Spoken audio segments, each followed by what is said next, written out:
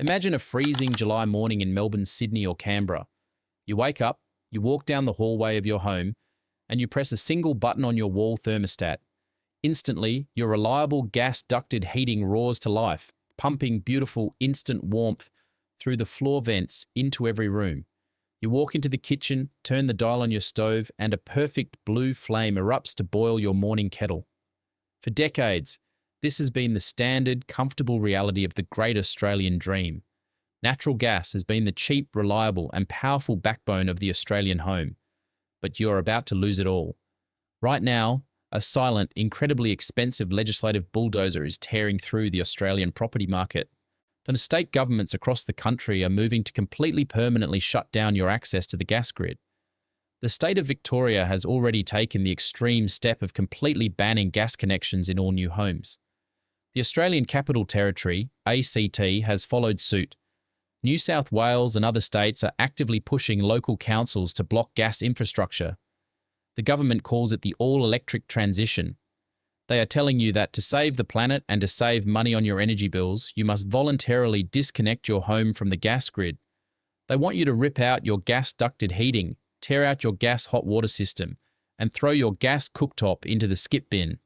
In their place, they want you to install a highly expensive electric heat pump, reverse cycle air conditioning, and a massive electric induction stove. They make it sound so incredibly simple. They make it sound like a quick weekend upgrade that will magically reduce your energy bills to zero. They are completely, deliberately lying to you. By forcing you to switch from gas to all electric, the government is quietly walking you into a devastating, hidden structural trap that could easily cost you $15,000 to $20,000 in mandatory upgrades just to keep the lights on. Before I break down exactly why your existing Australian home is physically incapable of handling this new electrical load, how local tradies are walking away from these impossible jobs, and the terrifying reality of what happens when the fragile Australian power grid collapses in the middle of a summer heatwave, I need to pause and ask you a massive, crucial favour. As you can probably see, this YouTube channel is completely brand new to Australia. We are starting from absolute zero, bringing our fierce, independent property investigations down under to fight against the massive energy lobbies and the politicians who are actively hiding the true cost of this green transition. We do not have corporate sponsors, and the mainstream media will not warn you about these hidden costs because they rely on government advertising. We rely 100% on the support of everyday, hard-working Aussies to keep these urgent financial warnings alive. Please take exactly 2 seconds right now to hit that like button and subscribe to the channel. It literally costs you absolutely nothing. It is just a tiny click of a button on your screen, but it is the most powerful weapon we have. Every single subscription feeds the YouTube algorithm and pushes this video out to the masses. You are directly helping this brand new independent channel grow in Australia, and most importantly, you are helping us warn millions of other Aussie families before they rip out their reliable gas heating and bankrupt themselves. We desperately need your help to build this community. Thank you so much for your support.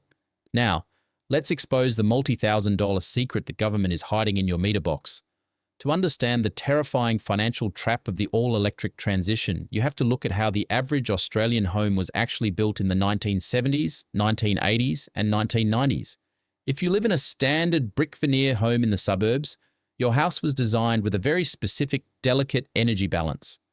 The heavy lifting, the intense energy required to heat your water, heat your rooms, and cook your food was completely handled by the gas grid. Because the gas was doing all the hard work, your house only required a very basic electrical connection to the street to run your lights, your fridge, your television, and a few power points. In electrical terms, your house is wired with what is called a single-phase power connection. The main electrical switchboard on the side of your house probably has a maximum capacity of around 63 amps, or maybe 80 amps if you're lucky. For the last 40 years, that single-phase connection has been perfectly fine. But now, you listen to the government's advice. You decide to go all electric. You hire a plumber to cap off your gas meter. You go out and spend $5,000 on a high-tech electric heat pump for your hot water. You spend another $6,000 installing a massive electric ducted reverse cycle air conditioning system to replace your old gas heater.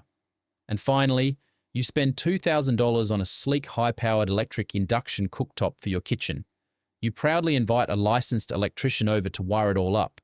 The Sparky walks up to your old single-phase switchboard. He looks at the massive electrical demands of your new heat pump. He looks at the massive power draw of the new ducted air conditioner. And he looks at the 32-amp circuit required just to run your new induction stove. He turns to you, shakes his head, and delivers the most devastating news you can hear as a homeowner.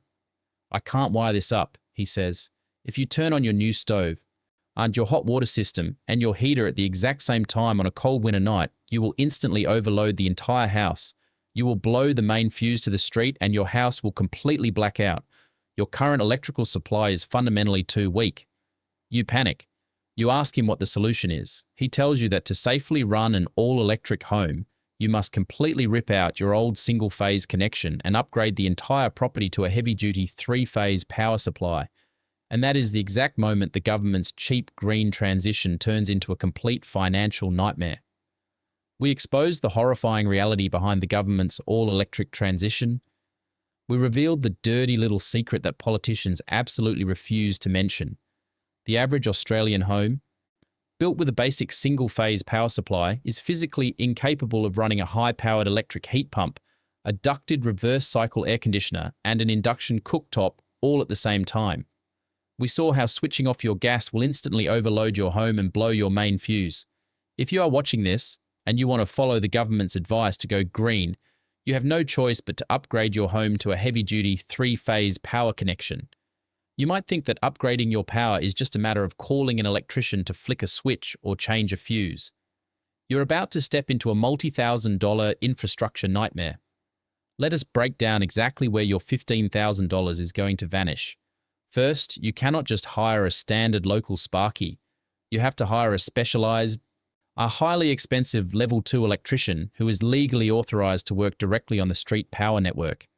To give you three-phase power, they have to run a brand new, incredibly thick, heavy-duty electrical cable all the way from the power pole on your street or the green electrical pit on your nature strip, directly to the side of your house. If your power comes from underground, prepare for absolute devastation. They cannot just magically pull a thicker cable through a tiny 40-year-old plastic pipe. They have to bring in mini excavators. They have to dig massive trenches straight through your beautifully manicured front lawn. If your driveway sits between the street and your meter box, they will bring in concrete saws and literally smash a trench right through your exposed aggregate driveway. You are paying thousands of dollars just in excavation, concrete cutting and landscaping repairs before a single wire is even connected. But it gets much worse. You don't just pay the electrician. You have to deal with the massive electrical distributors, the multi-billion-dollar monopolies that own the poles and wires in your state, like Ausgrid in New South Wales, Powercore in Victoria, or Energex in Queensland. They will hit you with extortionate network connection fees and augmentation charges. They will charge you thousands of dollars for the absolute privilege of connecting your new cable to their street pole. And then the electrician arrives at the side of your house to look at your old 1980s meter box. Because you are upgrading to three-phase power, your entire switchboard is now legally obsolete. It does not meet the modern Australian electrical safety standards. The electrician has to completely rip out the entire metal box. They have to install a brand new massive switchboard complete with modern RCD safety switches, new circuit breakers, and a new smart meter. A full switchboard replacement alone can easily cost you $3,000 to $5,000. By the time the trench is dug, the concrete is smashed, the new cable is laid, the distributor fees are paid, and the new switchboard is installed. You are looking at a devastating bill of $10,000, $15,000, or even $20,000. And remember, that is just the cost of getting the electricity to your wall. You haven't even paid the $10,000 required to actually buy and install the new heat pump and the air conditioner. You are bankrupting your family to follow a government mandate. But let's say you have the money. Let's say you remortgage your house, you pay the $20,000, and you finally have your shiny, all-electric home. You feel like you have done the right thing for the environment. You are completely unprepared for the terrifying reality of the Australian summer. Imagine it is late January. It is a blistering 42 degrees outside. Across your entire city, millions of people come home from work and simultaneously turn on their massive electric air conditioners. The Australian power grid is notoriously fragile. As the sun goes down and solar panels stop generating power, the incredible surge in electricity demand violently overwhelms the grid. The power stations simply cannot cope. To stop the entire state from blacking out, the energy operators initiate load shedding. They deliberately pull the plug on entire suburbs. Suddenly your street goes completely dark. If you still had your old gas connection, you could easily walk into your kitchen, light your gas stove with a match, and cook a hot meal for your family. You could still have a hot shower because your gas continuous flow hot water system doesn't need massive amounts of electricity to run. But because you listened to the government and went all electric, you are completely, utterly paralyzed. Your induction stove is dead glass. Your heat pump is a useless block of metal. You cannot cook, you cannot wash, and you cannot heat or cool your home. You have put all of your eggs into one fragile, overloaded electrical basket, and the government has left you sitting in the dark. So what can you do? Are you legally forced to rip out your gas today? What happens if your old gas hot water system suddenly breaks tomorrow? Are you allowed to replace it, or will the government force you to pay the $15,000 upgrade? We pulled back the curtain on the $15,000 infrastructure nightmare. The trenches, the network fees, the switchboard upgrades, and the absolute terror of being plunged into darkness during a summer load, shedding blackout with absolutely no backup energy. If you are watching this, you might be looking at your reliable old gas stove or your gas hot water system and panicking. You are reading the headlines about state governments banning gas, and you assume that the gas police are going to knock on your door tomorrow and physically rip your pipes out of the ground. Take a deep breath. You are falling for the government's psychological pressure campaign. Right now, in states like Victoria, the absolute ban on gas connections legally applies to brand new builds and subdivisions requiring planning permits. The government wants to trick existing homeowners into thinking they are legally forced to disconnect right now. They want you to voluntarily bear the $15,000 upgrade cost so they can hit their arbitrary climate targets. You do not have to be a helpless victim of this rushed, deeply flawed transition. Here is your home energy survival guide. Strategy 1. The like-for-like loophole. The government wants you to believe that if your old gas hot water system breaks down today, you are legally forced to replace it with a $5,000 electric heat pump. In most existing homes, this is completely false. Unless you are undertaking a massive structural renovation that requires a new building permit, you are perfectly entitled to use the like-for-like replacement rule. You can simply call a plumber and install a brand new, highly efficient gas continuous flow system for a fraction of the price. Do not let aggressive sales reps bully you into a heat pump you cannot afford. Strategy 2. The hybrid defense. If you genuinely want to upgrade your home and save on energy, you must protect your single-phase electrical supply. Do not go all electric. Go hybrid. If your old gas ducted heater dies, replace it with a modern electric reverse cycle air conditioner. But keep your gas for cooking and hot water. By splitting the energy load between gas and electricity, you keep your peak electrical demand completely below the 63 amp limit. You get the benefits of modern heating, but you entirely avoid the devastating $15,000 three-phase power upgrade. Strategy 3. The solar illusion. When you raise concerns about summer blackouts, the all-electric lobbyists will immediately tell you, just put solar panels on your roof. You will generate your own power. They are completely misleading you. Standard, grid-tied solar inverters are legally required to shut down the absolute second the street grid goes black to prevent electrocuting the linesmen trying to fix the poles. Unless you have an extra $10,000 to $15,000 to spend on a massive home battery system, like a Tesla Powerwall, your solar panels are completely useless during a blackout. You will sit in the dark, staring at a dead induction stove, just like everyone else. Moving towards cleaner energy is a noble goal. But the Australian government is rushing an all-electric mandate without acknowledging that the existing suburban housing stock and the fragile power grid simply cannot handle it. They are transferring the massive, crippling costs of this infrastructure upgrade directly onto the shoulders of everyday, hard-working families who are already struggling with a brutal cost of living crisis. Until the government steps up and actually subsidizes the cost of three-phase power upgrades and home batteries, you must protect your wallet. Hold on to your gas connection for as long as you legally and practically can. I want to hear directly from you. Are you living in Australia and feeling the pressure to disconnect your gas? Have you asked an electrician for a quote to go all electric and been hit with a massive bill for a switchboard upgrade? Or have you experienced a summer blackout and been thankful you still had a gas stove? Get down in the comments section below and tell me exactly what happened. We need to map out the true financial reality of this transition.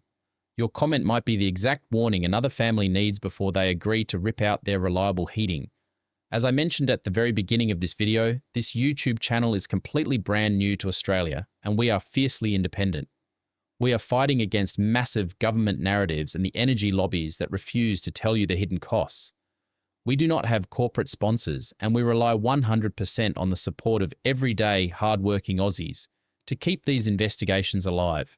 If this deep dive opened your eyes, if it warned you about the single-phase power trap, or if it gave you the blueprint to use the hybrid defense, please take exactly 2 seconds right now to hit the like button and subscribe to the channel. It literally costs you absolutely nothing.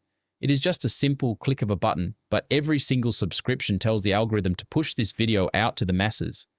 You are directly helping this independent channel grow down under, and most importantly, you are helping us warn millions of other Australian families before they are left with a $15,000 bill and a freezing home. Protect your power, know your options, and I'll see you in the next one.